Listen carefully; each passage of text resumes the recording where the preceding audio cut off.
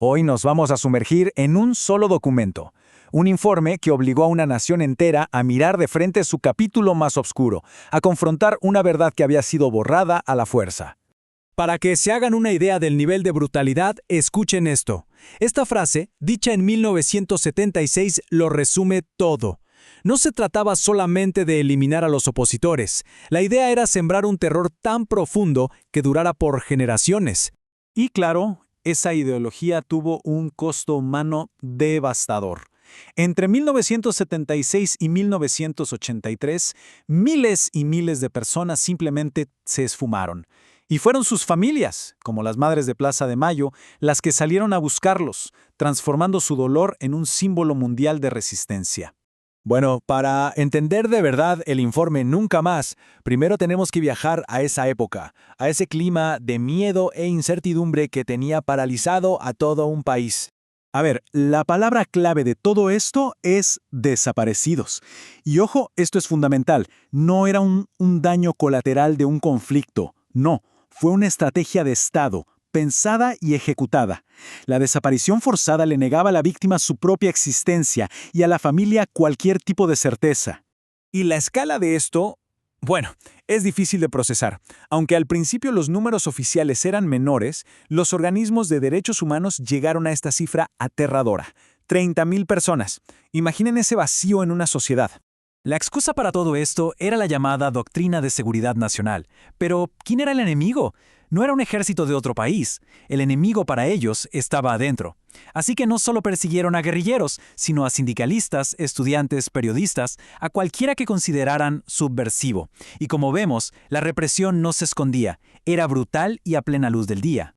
Pero bueno, toda dictadura tiene su fin. Y con la llegada de la democracia, se abrió una pequeña pero importantísima ventana para buscar la verdad. Y fíjense qué rápido pasó todo. El nuevo presidente, Raúl Alfonsín, a solo 5 días de asumir, 5 días, crea esta comisión independiente. El mensaje era contundente. La nueva democracia tenía que construirse sobre la verdad, costara lo que costara. El mandato que se les dio era súper claro, casi como una hoja de ruta para desenterrar el horror. Tenían que recibir denuncias, buscar a los desaparecidos y a los niños robados, y por supuesto, documentar todo en un informe final para el país. Y la gente respondió. ¿De qué manera? Imaginen, después de años de silencio, de miedo, de no poder hablar, de repente había un lugar donde su palabra importaba, donde se registraba. El resultado fue un archivo descomunal del terror. Entonces, con todas estas miles y miles de páginas, ¿qué fue lo que encontraron? Bueno, lo que descubrieron fue un sistema.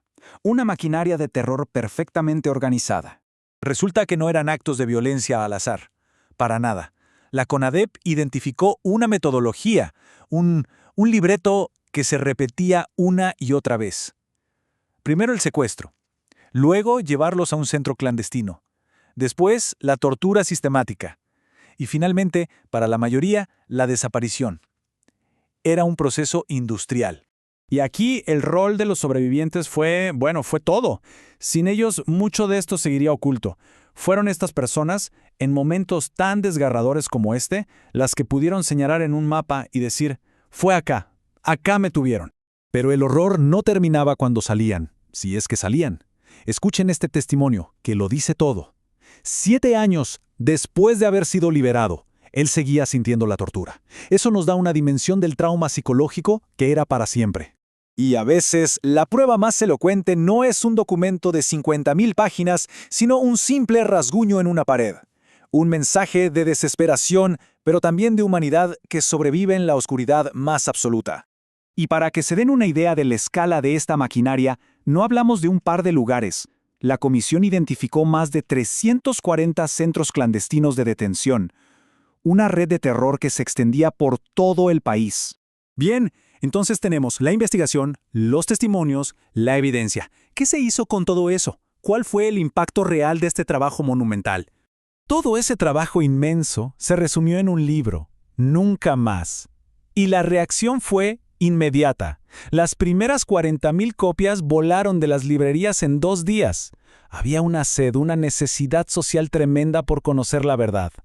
Pero ojo, y esto es importantísimo, Nunca Más no fue solo un éxito de ventas, fue mucho más. Se convirtió en la pieza central de evidencia, la columna vertebral del histórico juicio a las juntas de 1985, algo que nunca antes se había visto, una democracia juzgando a sus propios dictadores. Ahora, uno pensaría que después de ese juicio histórico, el camino ya estaba allanado, pero la realidad es que la lucha por la justicia fue más como una montaña rusa. Hubo un gran triunfo inicial, pero después vinieron leyes de amnistía, indultos, décadas de avances y retrocesos hasta que finalmente se reabrieron los juicios. Y lo increíble es que el impacto de Nunca Más no se quedó solo en Argentina. Se convirtió en una especie de manual, un modelo a seguir para otros países que salían de dictaduras o guerras civiles, desde Sudáfrica hasta los Balcanes. Les mostró que la verdad es el primer paso indispensable. Y todo esto nos deja con una pregunta, ¿no? Una pregunta que sigue flotando en el aire.